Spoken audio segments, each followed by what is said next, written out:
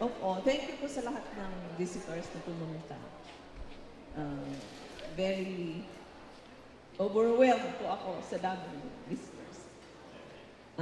Ang message ko po sa newlyweds is, first, Jared, thank you very much for loving my daughters so much. Nakita ko ang patience mo, ang love mo for my daughter. Sobra. For 10 years, nakita ko. Diba? Kumbaga. So, I hope that goes on and on forever. Kumbaga. Lychee, be a good wife to Jared. Okay?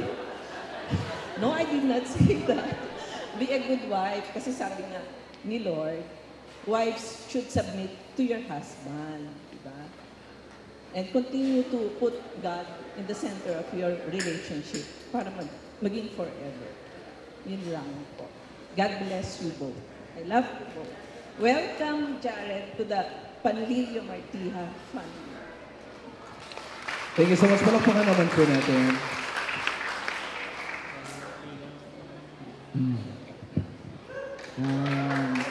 Maraming salamat sa mga dumalo sa araw ng kasal ng aking anak at Amerika. Ang masasabi ko lang po ay congratulations sa inyo. Pinangarap niyo yan at matagal yung pinaghandaan.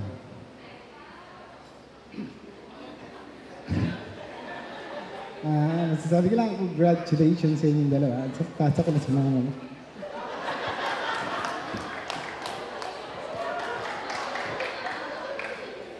Good evening po sa inyong lahat. Salamat po sa pakikiisa ninyo sa pag-isang dibdib ng aming mga anak na si Jared at si Lychee. Sa totoo lang po, wala po kaming kaalam-alam sa naging preparation at kinalabasan ng araw na ito.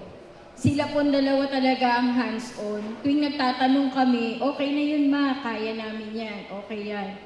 Wala sila pong, kahit sabihin namin o anong kailangan nyo, lagi nilang sinasabi, okay yun ma, kaya namin. Puro ganun lang. Although nandito kami lagi namin sinasabi sa kanila kung ano yung kailangan nila, sabihin nila sa amin.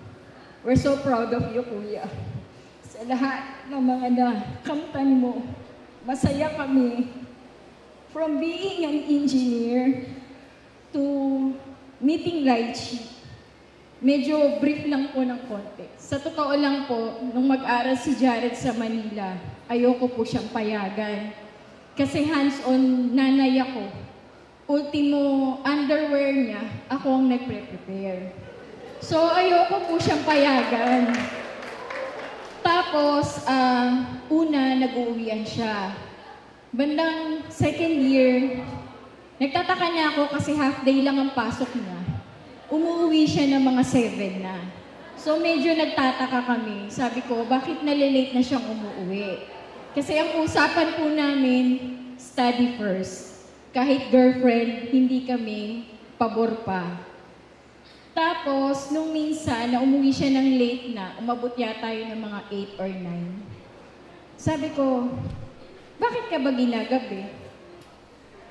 Sabi po niya, may ginagawa, may ganyan. So, kumbaga, sa madalit sabi, parang nag-aalibay pa siya. Although, tapos di kinakausap namin, siyempre po si Jared, alam niyo naman, mataas.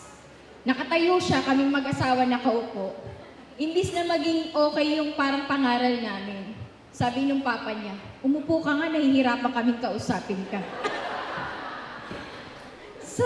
Sabi po, nung gabing yun, wala pa rin siyang kinuwento. Nung kinabukasan na naglalaba ako, Mama, sorry. May girlfriend na po ako.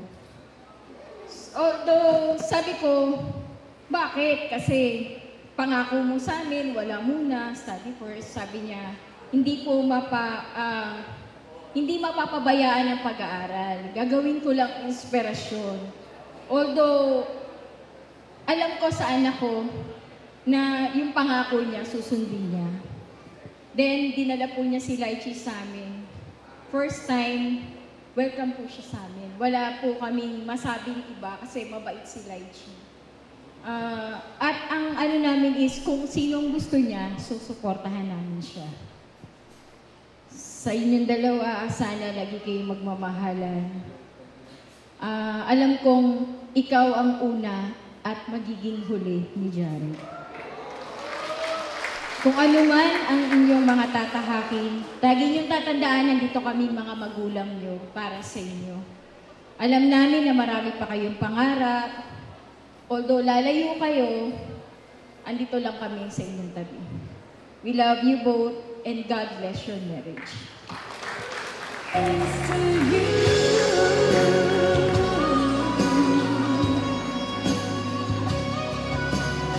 Thank you so much sa mga magulang po ng ating bagong kasal.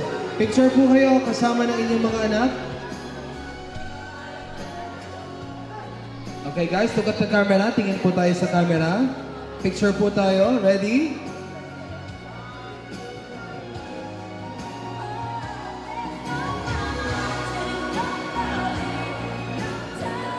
Muli palakpakan naman po natin ang mga magulang.